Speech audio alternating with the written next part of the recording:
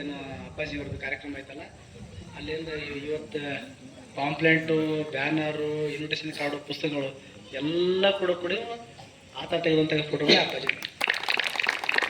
ಆಮೇಲೆ ಆತ ಹೋದ್ಸಲ election commission of Karnataka ಒಂದು ಕಂಟೆಸ್ಟ್ ಇಟ್ಬಿಟ್ಟಿದ್ರೆ, ಅಂದರೆ ವೋಟಿಂಗ್ ದಿನ ಬೆಸ್ಟ್ ಫೋಟೋಗ್ರಫಿ ಯಾರು ತೆಗಿತಾರೆ ಅವರಿಗೆ ಪ್ರೈಸ್ ಕೊಡ್ಬೇಕಂತೇಳಿ ಎಲೆಕ್ಷನ್ ಕಮಿಷನರ್ ಇಟ್ಟಿದ್ರು. ಅದರಲ್ಲಿ ಈತ ಒಂದು ಫೋಟೋ ತೆಗೆದಿದ್ದ. ಏನಂತಂದ್ರೆ 5 ಗಂಟೆ ಲಾಸ್ಟ್ 5 ಗಂಟೆಗೆ ಕ್ಲೋಸ್ ಆಗ್ತದ ಏನೋ ವೋಟಿಂಗು. ಒಬ್ಬಳು ಹೆಣ್ಮಗಳು ಹ್ಯಾಂಡಿಕ್ಯಾಪ್ ವೀಲ್ ಚೇರ್ ಬರ್ತಿರ್ತಾಳೆ. ಲಾಸ್ಟ್ ನನಗೆ ಓಟ್ ಹಾಕಲಿಕ್ಕೆ ಅವಕಾಶ ಕೊಡಿ ಅಂತೇಳಿ ಸ್ಪೀಡ್ ಬರ್ತಿರ್ತಾಳೆ. ಅಂದ್ರೆ ಮುಗಿತದ, ನನ್ನ ಟೈಮ್ ಸಿಗಲ್ಲ, ಓಟ್ ಸಿಗಲ್ಲ ಅಂತ ಹೇಳ್ಕೊಂಡು ಆ ಫೋಟೋನ ತೆಗೆದಿರ್ತ. ಸೊ ಆ ಫೋಟೋಕ್ಕೆ Karnataka election commission second prize ಕೊಟ್ಟಿದೆ. ಸೊ ಅದಕ್ಕಾಗಿ ಆತನಿಗೆ ನಮ್ಮ ಜಿಲ್ಲಾಡಳಿತ ಕೂಡ ಸನ್ಮಾನ ಮಾಡಿತು. ಇದೊಂದು ಔಚಿತ್ಯ ಅಂತಂದ್ರೆ ವಾಲ್ಮೀಕಿ ಮಠದ ಕೂಡ ಸನ್ಮಾನ ಆಶೀರ್ವಾದ ಇರಲಿ ಅಂತ ಆಶಿಸ್ತೀವಿ.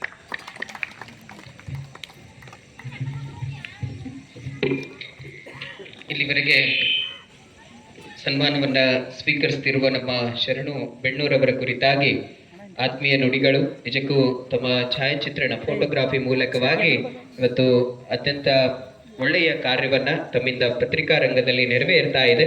ಅಂತಹ ನಮ್ಮ ಶರಣು ಬೆಣ್ಣೂರವರಿಗೆ ಪೂಜ್ಯ ಅಪ್ಪಗಳವರ ಆಶೀರ್ವಾದ, ಬಸವಾದಿ ಶರಣರ ಆಶೀರ್ವಾದ ಸದಾ ಇರಲಿ. ತಮ್ಮಿಂದ ಇನ್ನಷ್ಟು ಇನ್ನಿತರ ಉತ್ತಮ ಕಾರ್ಯ ಪತ್ರಿಕಾ ರಂಗದಲ್ಲಿ ಆಗ್ಲಿ. ನಿಮ್ಮೆಲ್ಲರ ಜೋರಾದ ಚಪ್ಪಾಳೆ ಮೂಲಕ ಮತ್ತೊಮ್ಮೆ ಅವರಿಗೆ ಅನಂತ ಅಭಿನಂದನೆಗಳನ್ನ ತಿಳಿಸೋಣ. ವಿಶೇಷ ಸನ್ಮಾನವನ್ನ ಸ್ವೀಕರಿಸಿರುವ ಕಲಬುರಗಿ ವಿಜಯ ಕರ್ನಾಟಕ ಪತ್ರಿಕೆಯ ಫೋಟೋಗ್ರಾಫರ್ ಶರಣು ಬೆಣ್ಣೂರವರಿಗೆ ತುಂಬ ಹೃದಯದ ಅಭಿನಂದನೆಗಳನ್ನ ಸಲ್ಲಿಸ್ತೇವೆ. ನಮ್ಮ ಈ ಒಂದು ಕಾರ್ಯಕ್ರಮದಲ್ಲಿ ಪೂಜ್ಯ ಅಪ್ಪಗಳವರು ವಿಶೇಷ ಸನ್ಮಾನವನ್ನ ತಮಗೆ ಈ ಸಂದರ್ಭದಲ್ಲಿ ನೆರವೇರಿಸಿದ್ದಾರೆ. ತಮ್ಮ ಛಾಯಾಚಿತ್ರಗಳು ಇವತ್ತು ಜನಮನಕ್ಕೆ ಮುಟ್ಟುವಂತ ರೀತಿಯಲ್ಲಿ ತಾವು ತೆಗೆಯುವುದರ ಮೂಲಕವಾಗಿ ಈ ಕಾರ್ಯಕ್ರಮಕ್ಕೆ ಬಂದು ವಿಶೇಷ ಸನ್ಮಾನ ಸ್ವೀಕರಿಸಿದ್ದಕ್ಕೆ ತಮಗೆ ಅನಂತ ಅನಂತ ಅಭಿನಂದನೆಗಳು.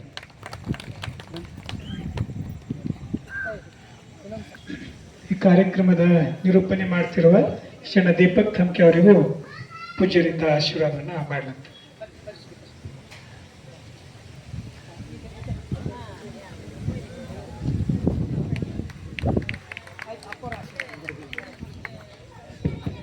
ಈಗ ಅಧ್ಯಕ್ಷೀಯ ನುಡಿ ಒಂದು 2 ನಿಮಿಷ ಅವ್ರು ಮಾತನಾಡ್ತಾರೆ. ನಂತರ ಪರಮ ಪೂಜ್ಯರ ಆಶೀರ್ವಚನವನ್ನು ನಡೀತದೆ.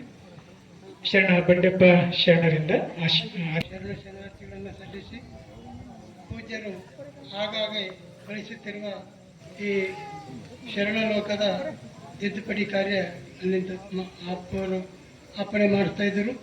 ಅದು ಒಂದು ಗುರು ಸೇವೆ ಅಂತ ತಿಳ್ಕೊಂಡು ನಾವು ಸಾಕಷ್ಟು ಮಾಡ್ತಾ ಇದ್ದೀವಿ. ಇನ್ನು ಈ ಶರಣ ಲೋಕದ 45 ಶರಣರ ಲೇಖನ ಇವತ್ತೇ ಬಂದಿವೆ. ಅದು ಕೂಡ ಇವತ್ತಿನಿಂದ ಕಾರ್ಯ ಮಾಡ್ತಾ ಇದ್ದೀವಿ. ಹೀಗೆ ಪೂಜ್ಯರು ನಮ್ಮಿಂದ ಎಷ್ಟು ಸಾಧ್ಯದ ಅಷ್ಟು ಸೇವೆಯನ್ನು ಅವ್ರ ಪಾದಡಿಯಲ್ಲಿ ನಮ್ಮ ಉಸಿರಿರುವಂತ ತೆಗೆದುಕೊಳ್ಳಲಿ ಅಂತ ಅವರಲ್ಲಿ ಪ್ರಾರ್ಥಿಸಿ ನನ್ನ ಮಾತುಗಳನ್ನು ಮುಗಿಸ್ತೇವೆ.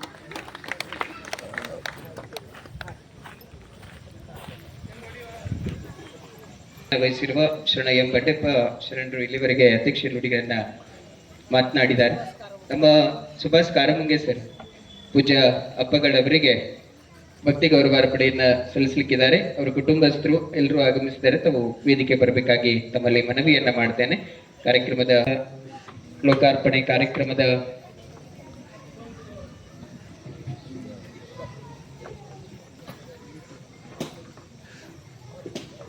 ನಮ್ಮ ರವಿಕುಮಾರ್ ಪರಮಶೆಟ್ಟಿ ಅವರು ಕುಟುಂಬಸ್ಥರು ಎಲ್ಲರೂ ಕಲಬುರಗಿಯಿಂದ ಆಗಮಿಸಿದ್ದಾರೆ.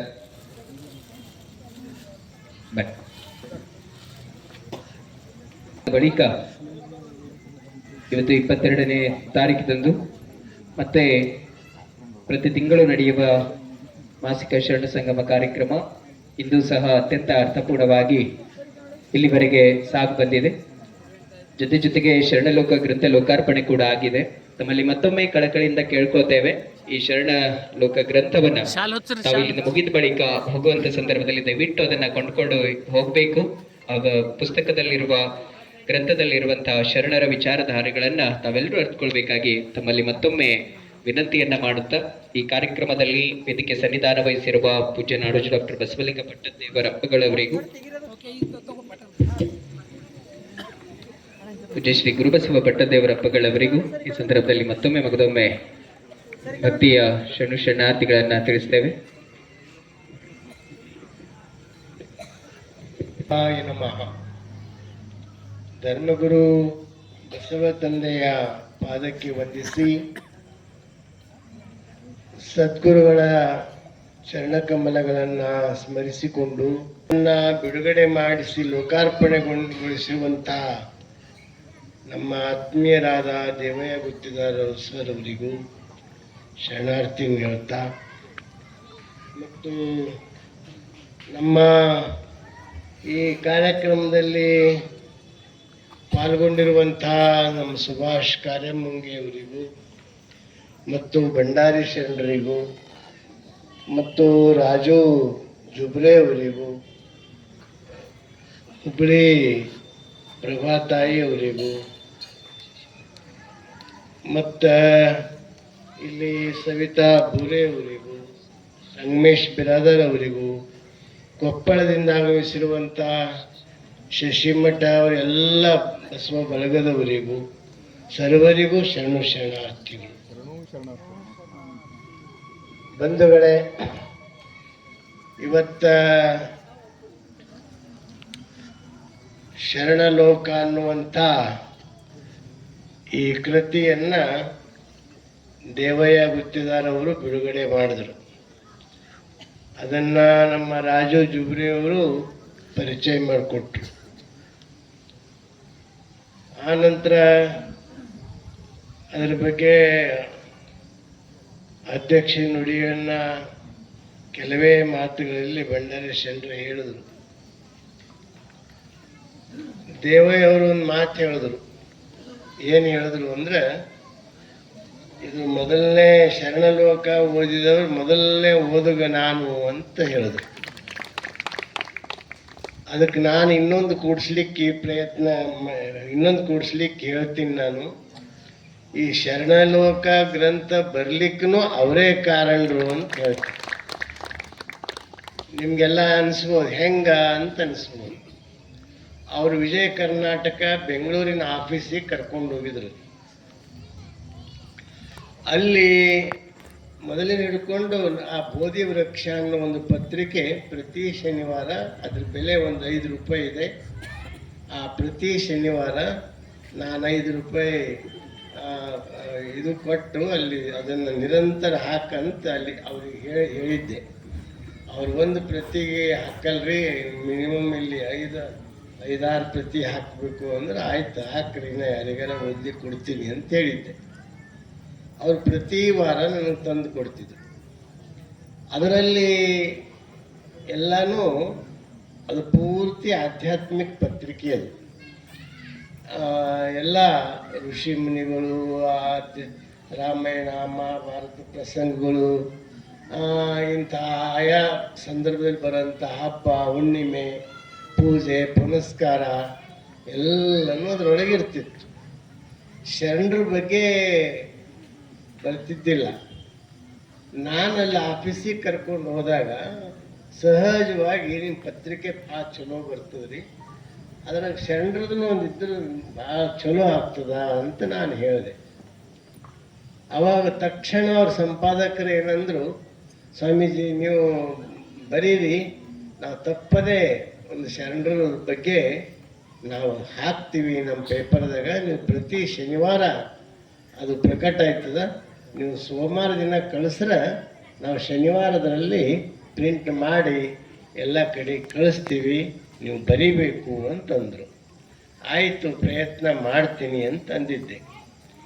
ಸುಮಾರು ಒಂದು 20 ವರ್ಷದಿಂದ ನನಗೆಲ್ಲ ಶರಣರದ ಅಧ್ಯಯನ ಮಾಡಬೇಕಂತ ಭಾಳ ಮನಸ್ಸಿತ್ತು. ನನಗೆ ಬಾಲ್ಯದ ಹಿಡ್ಕೊಂಡೇ ಓದುವುದು ಒಂದು ಹುಚ್ಚಿತ್ತು. ನನಗೆ ಯಾರ ದೋಸ್ತರು ನೆಂಟರು ಅವರು ಇವರು ಬಂದ್ರೆ ಸಿಡಿಪಿಡಿ ಆಗ್ತಿತ್ತು. ಅಂದ್ರೆ ಓದೋದಕ್ಕೆ ಭಂಗ ಮಾಡಿದ್ರಲ್ಲ ಅಂತ ಅನಿಸ್ತಿತ್ತು. ನಾನು ಬಾಗಿಲು ಮುಚ್ಕೊಂಡು ಆರಾಮ್ ಸರಿ ಓದ್ಕೋತ ಕೂರ್ತಿದ್ದ. ನಮ್ಮ ಪೂರ್ವಾಶ್ರಮದ ಊರಿಗೆ ಹೋದಾಗನು ಬೇಸಿಗೆಯಲ್ಲಿ ಇದರಲ್ಲಿ BA ಎಲ್ಲ ಓದಿ ಬೇಸಿಗೆ ಸೂಟಾಗಿ 2 ತಿಂಗಳು ಹೋದಾಗನು ಓದ್ಕೋತ ಕೂಡ್ತಿದ್ದ. ನಮ್ಮ ಪೂರ್ವಾಶ್ರಮ ತಾಯಿ ಹೇಳ್ತಿರು, ಬರೇ ಪುಸ್ತಕ ಓದ್ಕೋತ ಕೂಡ್ತಿ, ಅಲ್ಲಿ 4 ಮಂದಿ ಕೂಡೋ ಅಲ್ಲಿ ಹಳೆಗುಡಿ ಕಟ್ಟಿ ಮೇಲೆ, ಲಕ್ಷ್ಮೀ ಗುಡಿ ಕಟ್ಟಿ ಮೇಲೆ, ಅಲ್ಲಿ ಒಂದು ಮಂದಿರ ಗುಡಿ ಕಟ್ಟಿ ಮೇಲೆ ಸುಮ್ಮನೆ ಅಲ್ಲಿ ಕುಂತು ಬಾ ಒಂದು 2 ಗಂಟೆ ಅಂತಂದು.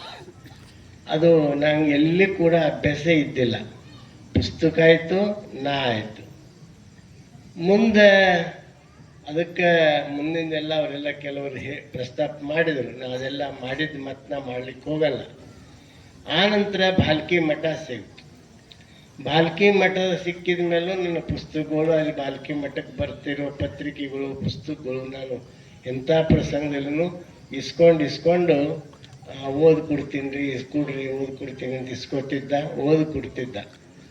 ಹೀಗೆ ನನಗೆ ಓದುವಂಥ ಅಭ್ಯಾಸ ಇತ್ತು. ಆದ್ರೆ ಮಠದ್ದು ಕಾರ್ಯಕ್ಷೇತ್ರ ಹೆಂಗಿತ್ತು ಅಂದ್ರೆ ಇಲ್ಲಿ ಕಾಯಕಕ್ಕೆ ಪ್ರಾಧಾನ್ಯ ಇತ್ತು. ನನಗೆ ಓದೋದು ಅಭ್ಯಾಸ, ಅಲ್ಲಿ ಕೆಲಸ. ನಾನು ಹಿಂಗೆ ಬೋಟ್ ಹಾಕ್ಕೊಂಡು ಹೋಗ್ತಿದ್ದಾಗ ದೊಡ್ಡ ಅಪ್ಪವ್ರು ಬಂದು,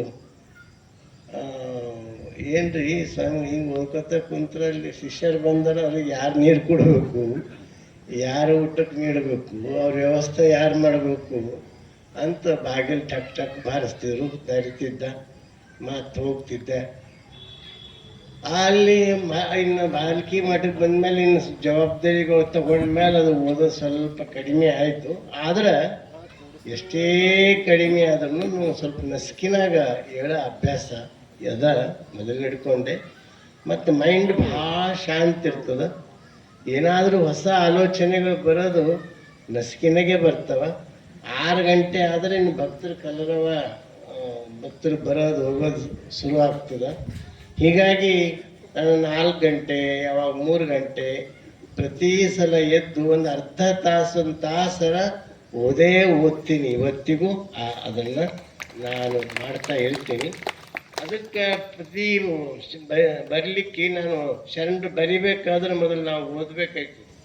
ಆ ಪುಸ್ತಕ, ಈ ಶರಣರದ್ದು ಬರಿಬೇಕಾದ್ರೆ ಎಲ್ಲೆಲ್ಲದ, ಯಾವ್ಯಾವ ಪುಸ್ತಕದಲ್ಲಿ ಬಂದದ, ಯಾರ್ಯಾರು ಎಲ್ಲೆಲ್ಲಿ ಬಂದದ, ಅವ್ರಿಗೆ ಫೋನ್ ಹಚ್ಚೋದು, ಇವ್ರಿಗೆ ಫೋನ್ ಹಚ್ಚೋದು, ಹಿಂಗೆಲ್ಲ ಮಾಡಿ ವಿಷಯ ಕಲೆಕ್ಟ್ ಮಾಡಬೇಕು.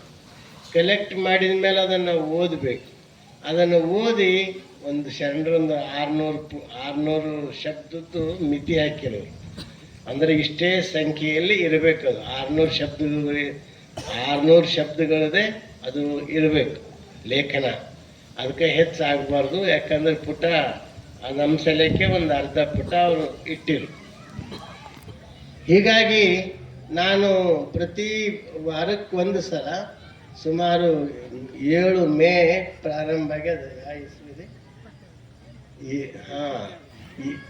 7 ಮೇ 2022ಕ್ಕೆ ಮೊಟ್ಟ ಮೊದಲು ಕುಂಬಾರಗುಂಡೆಯಿಂದಲೇ ಚಾಲು ಮಾಡಿ ನಾನು ಬರೀಲಿಕ್ಕೆ. ಬಾಲ್ಕಿ ಜನ್ಮಸ್ಥಳ ಕುಂಬಾರಗುಂಡೆಯಿಂದ ಪ್ರಾರಂಭ ಮಾಡಿದ್ದೆ. ಅಲ್ಲಿಂದ ಇವತ್ತಿನ ತನಕ ಅದು 200 ಶರಣರದು ಪರಿಚಯ ನಾನು ಬರೆದೀನಿ. ಆದರೆ ಈ ಗ್ರಂಥದಲ್ಲಿ 150 ಶರಣರದು ಪ್ರಕಟ ಆಗ್ಯದ. ಇನ್ನೂ 50 ಈಗಾಗಲೇ ಭಂಡಾರಿ ಶರಣರು ಹೇಳಿದ್ರು ನಮ್ಮಲ್ಲಿ. ಅದಕ್ಕೆ ಇನ್ನು 50 ಶರಣರದು ಇದೆ. ಮತ್ತು ಇನ್ನೂ ಬರಿತಾ ಇದ್ದೀನಿ. ಅದು ನಿರಂತರ ನಡೆದದ. ಎಲ್ಲಿ ತನಕ ವಿಷಯಗಳು ಸಿಗ್ತಾವ, ಎಲ್ಲಿ ತನಕ ಶರಣರು ಸಿಗ್ತಾರ, ಅಲ್ಲಿ ತನಕ ಬರೆಯೋದು. ನಮ್ಮಲ್ಲಿ ಮುಗೀತು ಅಂದ್ರೆ ಮುಗೀತು ಸರ್, ಮತ್ತೇನು ಹೇಳ್ತೀರಿ ಅಂತ ಅವಾಗ ಮತ್ತೆ ಕೇಳ್ತೀವಿ, ಅವರಿಗೆ ಗೊತ್ತಿದ್ದಾರೆ. ಅದಕ್ಕೆ ಈ ಗ್ರಂಥಕ್ಕೆ ಬರಲಿಕ್ಕೆ ನಮಗೆ ಒಂದು ವೇಳೆ ದೇವಾಯ ಸರ್ ಅವರು ಬೆಂಗಳೂರಿನವ್ರ ಕಚೇರಿಗೆ ಕರ್ಕೊಂಡು ಹೋಗ್ತಿಲ್ಲ ಅಂದ್ರೆ ಬಹುತೇಕ ಇವತ್ತು ಶರಣ ಲೋಕ ಅದು ಬಿಡುಗಡೆ ಆಗ್ತಿರ್ಲಿಲ್ಲ. ಅದು ಡಾಕ್ಟರ್ ಬಯಸಿದ್ದು ಹಾಲು, ರೋಗಿ ಬಯಸಿದ್ದು ಹಾಲು, ಡಾಕ್ಟ್ರ್ ಹೇಳಿದ್ದು ಹಾಲು ಅಂದಂಗೆ ನಮ್ಮ ಇದು ಆಗಿತ್ತು. ನನಗೆ ಓದಬೇಕು, ಶರಣರ ಬಗ್ಗೆ ಓದಬೇಕು, ಶರಣರ ಬಗ್ಗೆ ಎಲ್ಲ ಶರಣರ ಬಗ್ಗೆ ಅಧ್ಯಯನ ಮಾಡಬೇಕಂತ ಭಾಳ ಹಂಬಲ, ಭಾಳ ದಿವಸ ಬಲ್ಲಿಂದ ಇತ್ತದು. ಅದರದು ಓದ್ಬೇಕಂತ ಕಾರ್ಯದ ಒತ್ತಡದಲ್ಲಿ ಆಗ್ತಿರಲಿಲ್ಲ. ಅದಕ್ಕೆ ನಾವು ಅದನ್ನು ಓದೇ ತೀರ್ಬೇಕಂತ ತಿಳ್ಕೊಂಡು ಅದನ್ನು ಅವಕಾಶ ಸಿಗ್ತಲ್ಲ, ಅದು ಅನಿವಾರ್ಯ ಆಯಿತು. ಎಷ್ಟೇ ಇದ್ರೂ ಏನೇ ಮದುವೆ ಇರಲಿ, ಅದು ಇರಲಿ, ಎಲ್ಲಿರಲಿ, ಬೆಂಗಳೂರು ಕಾರ್ಯಕ್ರಮ ಇರಲಿ, ಧಾರವಾಡ ಕಾರ್ಯಕ್ರಮ ಇರಲಿ, ನಮ್ಮ ಅಪ್ಪವ್ರದ್ದು ಅಭಿಯಾನ ಇರಲಿ, ಇಲ್ಲಿ ನಮ್ಮ ವಚನ ಜಾತ್ರೆ ಇರಲಿ, ಅನುಭವ ಮಂಟಪ ಉತ್ಸವ ಇರಲಿ, ಮುಂದೆ ಅನುಭವ ಮಂಟಪ ಉತ್ಸವ ಅಂದ್ರೆ ಒಂದು ಶರಣರದ್ದು ಎಕ್ಸ್ಟ್ರಾ ಬರೆದಿಡ್ತಿದ್ದೇವೆ ನಾವು ಮೊದಲೇ. ಸ್ವಲ್ಪ ಕಚ್ಚಾ ಎಲ್ಲ ಟಿಪ್ಪಣಿ ಎಲ್ಲ ಬರೆದಿಟ್ಟು ಅಲ್ಲಿನ ಒಂದು ತಿಂಗಳು ಹೋಗೋದ ಅಂತಂದ್ರೆ ಮೊದಲನೇ ಎಲ್ಲ ಮ್ಯಾಟ್ರ್ ಕಲೆಕ್ಟ್ ಮಾಡ್ಕೊಂಡೇ ಹೋಗಿದ್ದೆ ನಾನು. ಅಂದ್ರೆ ಈಗ ಅದು ಒಂದು ಅದನ್ನು ಅದು ಆ ಸಮಯಕ್ಕೆ ಹೋಗೇಬೇಕಲ್ಲ, ಅದನ್ನು ತಪ್ಪಬಾರದು ಅಂತ ಇತ್ತು. ಹೀಗಾಗಿ ಅದನ್ನು ನಡೆದಿದೆ. ಇವತ್ತು ಸುಂದರ ಕೃತಿ ಇಲ್ಲಿ ಲೋಕಾರ್ಪಣೆ ಆಗ್ಯದ. ಇನ್ನೊಂದು ನಮ್ಮ ಇಚ್ಛೆ ಏನು ಅಂದ್ರೆ, ಇಲ್ಲಿ ಶರಣ ಸಾಹಿತ್ಯ ಸ್ವಲ್ಪ ಅತ್ಯಂತ ಕಡಿಮೆ ಬೆಲೆಯಲ್ಲಿ ಮಾರಾಟ ಮಾಡಬೇಕು ಅನ್ನುವಂಥ ಒಂದು ಸದಿಚ್ಛೆ. ನಮ್ಗೆ ಯಾರ ದಾಸೋಹಿಗಳಿಗೆ ಹಿಡ್ಕೊಂಡು ಯಾರಿಗಾರ ಪ್ರಯತ್ನ ಮಾಡಿ ಏನಾರ ಮಾಡಿ, ಅಥವಾ ಯಾರ ನಿಮ್ಮಂಥವ್ರು ಕಾಣಿಕೆ ಕೊಟ್ಟಿದ್ದ ಅಮೌಂಟ್ ಇದ್ರ ಅದನ್ನು ಅದಕ್ಕೆ ಬಳಸಿ, ಇದು ಒಂದು 200 ರೂಪಾಯಿ 300 ರೂಪಾಯಿ ಪ್ರಿಂಟ್ ಆಗ್ಯದ ಅಂದ್ರೆ ಒಂದು 50 ರೂಪಾಯಿನೋ 100 ರೂಪಾಯಿನೋ ಮಾತ್ರ ಇಟ್ರೆ ಜನಸಾಮಾನ್ಯರು ಎಲ್ಲರೂ ನನಗೆ ನಿನಗಂತ ಬೇಕಂತ ತಗೋತಾರ ಅನ್ನೋಂಥ ಒಂದು ಭಾವನೆ ನನ್ನಲ್ಲದ. ಅದೊಂದು ಈಡೇರಿಸ್ರಿ ಅಂತ ಹೇಳ್ತೀನಿ. ಮೊನ್ನೆ ಒಂದು ವಚನದ ಅರಿವು ಅಂತ ಒಂದು ಪುಸ್ತಕ ಬಂದು 20 ರೂಪಾಯಿನೇ ಇಡ್ರಿ ಅಂತಿದ್ದ. ಒಬ್ಬರು ದಾಸೋಹಿಗಳು ಕೊಟ್ಟಿರು ಹಣ 20 ರೂಪಾಯಿನೇ ಇಡ್ರಿ ಅಂದ್ರೆ ಅದ್ರ ಮತ್ತೆ ಪ್ರಿಂಟ್ ತೆಗೆದು ನೋಡ್ತೀನಿ 40 ಅದ ಒಳಗದು. ನಾನು ಜುಬ್ರಿಯವ್ರಿಗೆ ಅಂದೆ, ಯಾಕ್ರಿ ಮತ್ತೆ 40 ಹಾಕಿರಲ್ಲ ಅಂತ. ಅದೇನೇನೋ ಹೇಳಿದ್ರು, ಮೊದಲೆಲ್ಲ ಹಂಗೆ ಪ್ರಿಂಟ್ ಇತ್ತು, ಅದು ಹಂಗೆ ಬಂದದ ಹೇಳಿದ್ರು. ಅಂದ್ರೆ ನಾವು ಹಿಂದೆ ನಾನು ಬಿಚ್ಚಿ ಹೇಳ್ಬೇಕಾದ್ರೆ, ಹಿಂದೆ ನಾವು ಬಾಲ್ಯದಲ್ಲಿದ್ದಾಗ ಈಗಲೂ ಇದ್ದಿರ್ಬೇಕದು, ಗೀತಾ ಪ್ರೆಸ್ ಗೋರಖ್ಪುರ್ ಅಂಥೇಳಿ ಒಂದು ದೊಡ್ಡ ಮುದ್ರಣಾಲಯದಿಂದ ಆ ಮಾಸಿಕಗಳು ಪುಸ್ತಕಗಳು ಬರ್ತಿದ್ವು. ಇಷ್ಟಿಷ್ಟದ ಪುಸ್ತಕ 2 ರೂಪಾಯಿ 5 ರೂಪಾಯಿ ಇರ್ತಿತ್ತು ಆಗಿನ ಕಿಮ್ಮತ್ತಿನ ಪ್ರಕಾರ. ಈಗ ಅದೇ ಈಗಲೂ ಇದ್ದಿರ್ಬೇಕು 50 ರೂಪಾಯಿ 25 ರೂಪಾಯಿ ಅಂದ್ರೆ ಹಂಗೆ ಇರಬೇಕು. ಆ ಗೀತಾ ಪ್ರೆಸ್ ಗೋರಖ್ಪುರನ ಹಂಗೆ ನಮ್ಮದು ಶರಣ ಸಾಹಿತ್ಯ ಕಡಿಮೆ ಬೆಲೆಯಲ್ಲಿ ಹೆಚ್ಚು ಪ್ರಚಾರ ಆಗಬೇಕು ಅನ್ನುವಂಥ ಒಂದು ಸದುದ್ದೇಶದಿಂದ ಈ ಒಂದು ಯೋಜನೆಯನ್ನು ನಾವು ಮಾಡೀವಿ. ಈಗಾಗಲೇ ಬಸವಣ್ಣನವರದು ವಚನಗಳು ಸುಮಾರು ಒಂದು 25,000 ಪ್ರತಿ ನಾವು ಇಲ್ಲಿ ತನಕ ಹಾಕಿದ್ದೀವಿ. ಅದರ ಬೆಲೆ ಕೇವಲ ಅಂದರೆ ಹಳಕಟ್ಟಿಯವರು ಸಂಪಾದನೆ ಮಾಡಿರುವಂಥ ಶಟಸ್ಥಲ ವಚನಗಳು, ಬಸವಣ್ಣವ್ರ ವಚನಗಳು ಅನ್ನುವಂಥ ಬೃಹತ್ ಪುಸ್ತಕ, ಸುಮಾರು 1,000 ವಚನಗಳು ಅದರಲ್ಲಿದ್ದಾವೆ. ಅದನ್ನು ಕೇವಲ 30 ರೂಪಾಯಿಗೆ ಅದರ ಮೇಲೆ ಬೆಲೆ ಪ್ರಿಂಟ್ ಹಾಕಿ ಕೊಡ್ತಾ ಇದ್ದೀವಿ. ಅನೇಕರು ತಮ್ಮ ಲಗ್ನದಲ್ಲಿ ಮತ್ತೊಂದು ಕಾರ್ಯದಲ್ಲಿ ಕೂಡ ಸಲುವಾಗಿ 100, 50, 200, 300, 400 ತಗೊಂಡು ಹೋಗ್ತಾ ಇದ್ದಾರೆ. ಈಗ ಮೊನ್ನೆ 2,000 ಹಾಕಿವಿ, ಮತ್ತೀಗ ಮುಗಿದದ. ಈಗ ಮತ್ತೀಗ 5,000 ಪ್ರತಿ ಹಾಕಬೇಕಂತ ನಾವು ಮಾಡ್ತಾ ಇದ್ದೀವಿ. ಅಂದರೆ ಕಡಿಮೆ ಇಟ್ಟರೆ ಹೆಚ್ಚು ಜನ ಸರಳವಾಗಿ ತಗೊಳ್ಳೋದು ನಮ್ಮ ಅನುಭವ ಆಗ್ತಾ ಇದೆ ಅನ್ನೋ ಮಾತನ್ನು ಈ ಸಂದರ್ಭದಲ್ಲಿ ಹೇಳಿ, ಅದೇ ದೃಷ್ಟಿಯಿಂದ ಈ ಶರಣ ಲೋಕ 100 ರೂಪಾಯಿನೇ ಇಡ್ರಿ ಅಂತ ಹೇಳಿದ್ದೆ. ಅದ್ರ ಮೇಲೆ 200 ಅಂತ ಪ್ರಿಂಟ್ ಆಗ್ಯದ. ನಿಮಗೆ ಇವತ್ತ ನಾಳೆ ಇದು 100 ರೂಪಾಯಿಗೆ ಕೊಡ್ತೀವಿ. ನೀವು ಎಲ್ಲರೂ ಹೋಗಾಗ ನಿಮ್ಮ ಬಂಧು ಬಳಗದವರಿಗೆ, ಓದಂಥ ಆಸಕ್ತಿ ಇರೋರಿಗೆ, ಓದಂಥ ಧಾರ್ಮಿಕ ಆಸಕ್ತಿ ಇರೋರಿಗೆ ಇದನ್ನು ಕೊಡಬೇಕು. ಮತ್ತು ನೀವು ದಿನಾಲೂ ರಾತ್ರಿ ಸಾಯಂಕಾಲ ಮಲ್ಕೊಳ್ಳೋದಕ್ಕಿಂತ ಮುಂಚೆ ಆಗಲಿ ಅಥವಾ ಪೂಜೆ ಆದಮೇಲೆ ಆಗಲಿ ದಿನ ಒಬ್ಬರು ಶರಣರದು ಓದ್ತಾ ಹೋಗ್ಬೇಕು. ಒಬ್ರದೇ ಅದೆಷ್ಟು ಪುಟ ಒಬ್ರದ್ದು ಅಂದ್ರೆ 2.5 ಪುಟ ಅದ. 2.5 ಪುಟ ಅಂದ್ರೆ ಈ ಕಡೆ ಒಂದು ಪುಟ ಈ ಕಡೆ ಒಂದು ಪುಟ, ಮುಂದೊಂದು ಅರ್ಧ ಪುಟ, ಅದು ಅಷ್ಟೇ ಆಗ್ತದೆ. ಬಹುತೇಕ ಅದು ಓದಲಿಕ್ಕೆ ಎಷ್ಟು ನಿಮಿಷ ಹಿಡಿತದೆ ಅಂದ್ರೆ 5 ನಿಮಿಷದಿಂದ 10 ನಿಮಿಷ ತನಕ ಹಿಡಿಬೋದು. ಅದಕ್ಕೆ ಹೆಚ್ಚೇನು ಬೇಕಾಗಿಲ್ಲ. ಅದಕ್ಕೆ ದಿನ ಒಂದು 10 ನಿಮಿಷ ಒಬ್ಬರು ಶರಣರು ಓದ್ರ ಸುಮಾರು ಒಂದು 4-5 ತಿಂಗಳಲ್ಲಿ ಈ ಪುಸ್ತಕ ಪೂರ್ತಿ ಓದೋದು ಮುಗೀತು. ಮತ್ತು ಶ್ರಾವಣ ಮಾಸ ಬಂತು, ಮತ್ತು ದಿನ ಒಂದೊಂದು ಶರಣರು ಮತ್ತು ಓದ್ಕೋತಾ ಹಾಗೆ ಮುಗೀತದ. ಮತ್ತು ಪ್ರಾರಂಭದಿಂದ ಓದ್ಕೋತಾ ಇದ್ದರೆ ಆ ಶರಣರ ಜೀವನ ನಮ್ಮ ಕಣ್ಣೆದುರು ಕಟ್ಟಿದಂಗೆ ಆಗ್ತದೆ, ಮತ್ತು ಇನ್ನೊಬ್ಬರಿಗೆ ತಿಳಿಸ್ಲಿಕ್ಕೂ ಸಾಧ್ಯ ಆಗ್ತದೆ. ಆ ದೃಷ್ಟಿಯಿಂದ ಓದುವಂಥ ಒಂದು ಹವ್ಯಾಸ ನೀವು ಬೆಳೆಸ್ಕೊಡ್ರಿ ಅಂತ ಒಂದು ಮಾತನ್ನು ಈ ಸಂದರ್ಭದಲ್ಲಿ ಹೇಳಿ, ಇವತ್ತು ಈ ಪುಸ್ತಕಿಗೆ ಇವತ್ತು ಬಿಡುಗಡೆ ಕಾರ್ಯಕ್ರಮಕ್ಕೆ ದೇವಯ್ಯ ಗುತ್ತಿದಾರವರು ಬಂದಿದ್ದು ಭಾಳ ಸಂತೋಷ ಆಯಿತು. ಮತ್ತು ಇದನ್ನು ಡಿ ಟಿ ಪಿ ಮಾಡಿ ನಮ್ಮ ಸಂಗಮೇಶ್ ತಪ್ಪಲಾರ್ದಂಗೆ ಎಲ್ಲೇ ಏನೇ ಮದಿ ಇರಲಿ, ಮುಂಜಿ ಇರಲಿ, ಕಾರ್ಯಕ್ರಮ ಇರಲಿ, ಸೋಮವಾರ ಕಳಿಸೋದ ಗುರುಗಳದು ಅಂತ ತಿಳ್ಕೊಂಡು ಏನಿದ್ರು ಅದು ಬಂದು ಡಿ ಟಿ ಪಿ ಮಾಡಿ ಮಾಡಿಗೇ ಅವ್ರು ಹೋಗ್ತಿದ್ರು. ಅವ್ರು ಡಿ ಟಿ ಪಿ ಮಾಡಿದ ಮೇಲೆ ಅದ್ರಾಗ ಏನಾರ ತಪ್ಪುಗಳು ಉಳಿತಿರ್ತಾವೆ. ಅದನ್ನು ಭಂಡಾರಿ ಶರಣರು ಒಂದು ದೀರ್ಘ ಹ್ರಸ್ವ ಒತ್ತಕ್ಷರು, ಯಾಕಂದ್ರೆ ನಾವು ಎಲ್ಲೆಲ್ಲೋ ತಿರುಗಾಡ್ಲಕ್ಕೆ ಎಲ್ಲೆಲ್ಲೋ ಕಾರ್ಯಕ್ರಮದಾಗ ಇರ್ತೀವಿ, ನಮಗೆ ತಿದ್ದಲಕ್ಕೆ ಆಗಲ್ಲ. ಹೀಗಾಗಿ ನಾನು ಒಂದು ಸಲ ನೋಟ್ಬುಕ್ಕಿನ ಕೈಲಿ ಪೆನ್ನಿಲ್ಲಿ ಬರಿತೀನಿ. ನಂಗೆ ಈಗೆಲ್ಲ ಟೈಪ್ ಮಾಡ್ಲತ್ತಾರ, ನಮಗೇನು ಟೈಪಿಂಗ್ ಏನು ಬರಲ್ಲ. ಅದಕ್ಕೆ ನಾನು ಪೆನ್ನಿಲ್ಲಿ ನೋಟ್ಬುಕ್ಕಿನಾಗ ಬರೆದು ಅವ್ರಿಗೆ ಕೊಟ್ಟು ಹೋಗ್ತೀನಿ. ಡಿ ಟಿ ಪಿ ಮಾಡಿ ನಮ್ಮ ಭಂಡಾರಿ ಶರಣರು ತಿದ್ದುತ್ತಾರೆ. ಆಮೇಲೆ ರಾಜು ಜುಬ್ರೆ ಒಂದು ಸಲ ನೋಡ್ತಾರೆ, ನೋಡಿ ಮೇಲ್ ಮಾಡ್ತಾರೆ ದೇವಯ್ಯ ಸರವರಿಗೆ. ದೇವಯ್ಯ ಸರರು ಓದಿ ಅದು ಮೇಲೆ ಬೆಂಗಳೂರಿಗೆ ಅವರು ಕಳಿಸ್ಕೊಡ್ತಾರೆ. ಈ ರೀತಿ ನಡೆದದ. ಅದಕ್ಕೆ ಈ ಸಲ ಒಳ್ಳೆ ರೀತಿಯಿಂದ ಈ ಶರಣರ ಒಂದು ಶರಣ ಲೋಕ ಬರಲಿಕ್ಕೆ ಇದಕ್ಕೆ ವಿಜಯ ಕರ್ನಾಟಕ ಪತ್ರಿಕೆ ನಾವು ಭಾಳ ಆಭಾರಿಯಾಗಿದ್ದೀವಿ. ಅವರು ಆ ಪತ್ರಿಕೆಗೆ ಚಿರಋಣಿಯಾಗಿದ್ದೀವಿ. ಯಾಕಂದರೆ ಒಂದು ಸಾಹಿತ್ಯ ಹುಟ್ಟಲಿಕ್ಕೂ ಪತ್ರಿಕೆ ಮುಖ್ಯ ಕಾರಣ ಅನ್ನೋದು ಈ ಗ್ರಂಥ ಇವತ್ತು ಸಾಕ್ಷಿ ಅದ.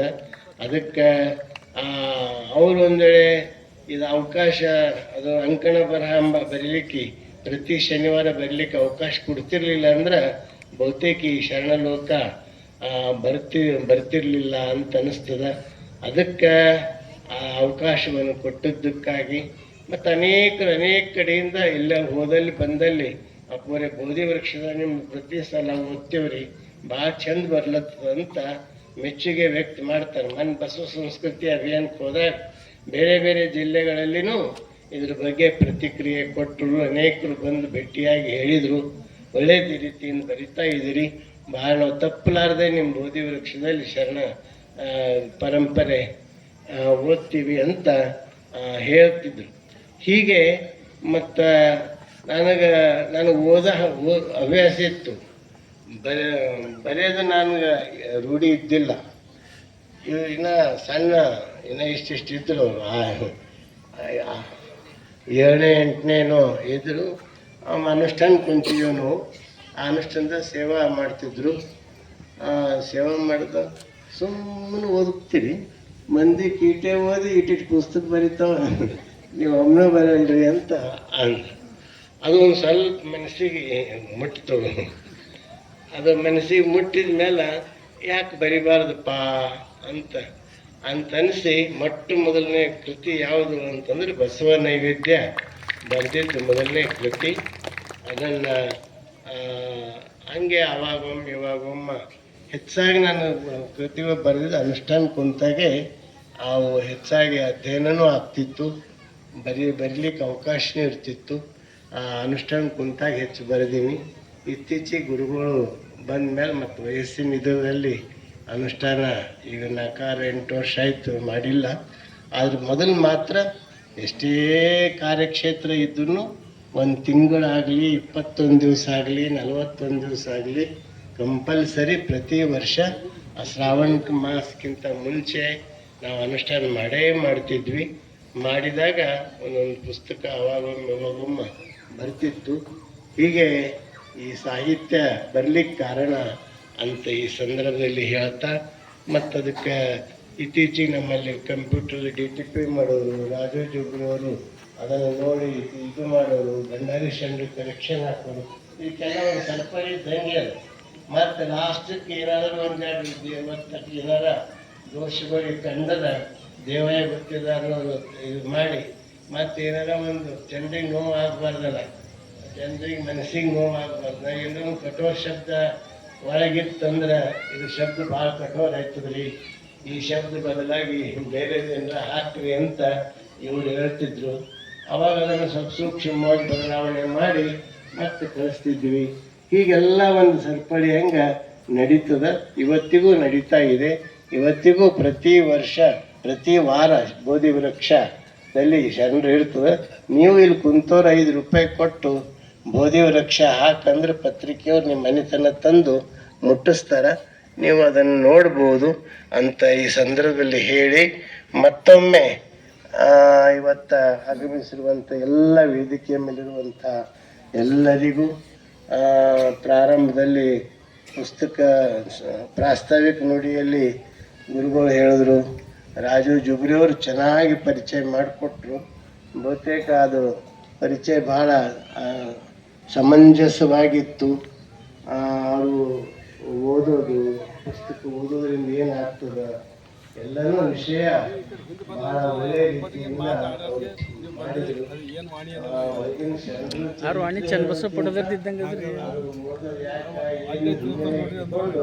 ಭಾಳ ಚಂದ ವಿಮರ್ಶೆ ಮಾಡಿದರು. ಅದನ್ನು ಬರವಣಿಗೆ ರೂಪದಲ್ಲಿ ಬರೆದ್ರೆ ಒಳ್ಳೆಯ ಲೇಖನ ಆಗ್ತದ ಅನ್ನುವಂಥ ಒಂದು ಮಾತನ್ನು ಈ ಸಂದರ್ಭದಲ್ಲಿ ಜುಬ್ರಿಯವರಿಗೆ ನೆನಪಿಸ್ತೀನಿ. ಮತ್ತು ದೇವಾಯ ಗುರ್ತದವ್ರನ್ನೂ ಕೊನೆಗೆ ಸಮಾರೋಪ ನೋಡಿ ಗುಡಿ ಮೇಲೆ ಕಳಸ ಇಟ್ಟಂಗೆ ಅವ್ರ ಸಮಾರೋಪ ನುಡಿಗಳನ್ನ ಹೇಳಿದರು, ಒಳ್ಳೆಯ ಮಾತುಗಳನ್ನು ಹೇಳಿದರು. ಜೀವನಕ್ಕೊಂದೊಂದು ಒಳ್ಳೆಯ ನುಡಿಗಳನ್ನು ಹೇಳಿದರು. ಅದಕ್ಕೆ ಅಂಥ ಬಿಡುವಿಲ್ಲದ ಕಾರ್ಯದಲ್ಲಿ ಇವತ್ತು ಬಂದು ಪುಸ್ತಕ ಲೋಕಾರ್ಪಣೆ ಮಾಡಿರುವಂಥ ದೇವಾಯ ಗುರ್ತದವರಿಗೂ ಮತ್ತು ಇಲ್ಲಿ ವೇದಿಕೆ ಮಾಡಿರುವಂಥ ಸುಭಾಷ್ ಕಾನಮೂರವರು ಎಲ್ಲರಿಗೂ ಮತ್ತೊಮ್ಮೆ ನಾನು ಶರಣಾರ್ಥಿ ಹೇಳಿ ತಮ್ಮೆಲ್ಲರಿಗೂ ಶುಭ ಹಾರೈಸಿ 2 ಮಾತನ್ನು ಮುಕ್ತಾಯ ಮಾಡ್ತೀನಿ. ಕೊಪ್ಪಳದಿಂದ ಬಂದಂಥ ಶಶಿಮಠ ಅವರು ಬಂದಿಲ್ಲಿ ಆಶೀರ್ವಾದ ತಗೋಬೇಕು. ಶಶಿಮಠ ತಾಯಿಯವರು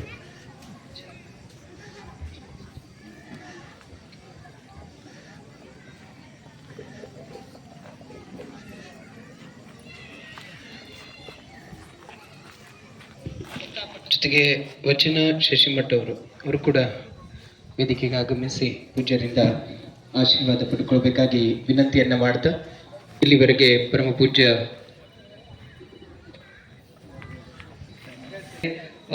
ಗೇಟ್ನ ಎಕ್ಸಿಟ್ ಪಾಯಿಂಟ್ನಲ್ಲಿ ಪುಸ್ತಕಗಳನ್ನ ಇಟ್ಟಿಕೊಂಡು ಕೂತಿದ್ದಾರೆ. ದಯವಿಟ್ಟು